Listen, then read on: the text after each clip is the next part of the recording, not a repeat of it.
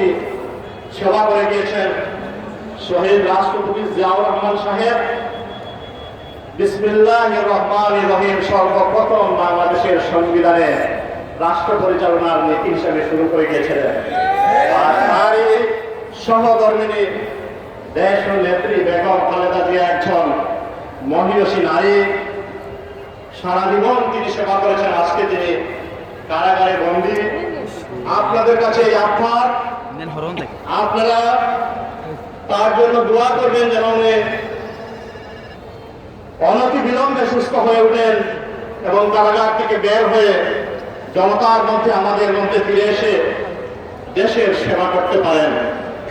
আমরা এও জানি যে রাষ্ট্রপতি বিসমিল্লাহির রহমানির রহিম দিয়ে একটি রাষ্ট্রের শুরু করেছিলেন, পরিচালনা শুরু করেছিলেন।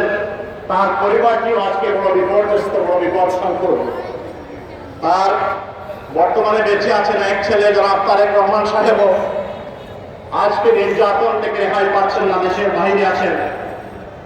আপনারা দোয়া করবেন যেন তার সুস্বাস্থ্য এবং দীর্ঘায়ু আমরা কামনা করছি।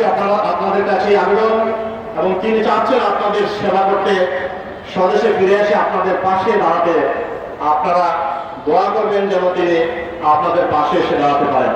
সবশেষে আমাদের এই এলাকার একজন কৃতি সন্তান, সাবেক একজন সংসদ সদস্য, আপনারা অনেকেই ছিলেন, জনাব ইলিয়াস আলী সাহেব।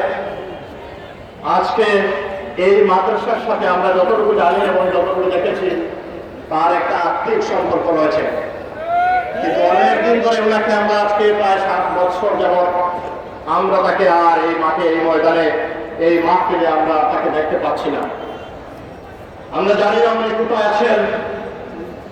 আপনাদের কাছে এটাও আবেদন যে আমাদের একটি সন্তান যে দেশের সেবা করেছে এবং করতে চায়, আমরা যেন তাকে আবার আমাদের মধ্যে ফিরে পাই, তিনি যেন আবার তার পরিবার এবং আমাদের মধ্যে ফিরে আসেন।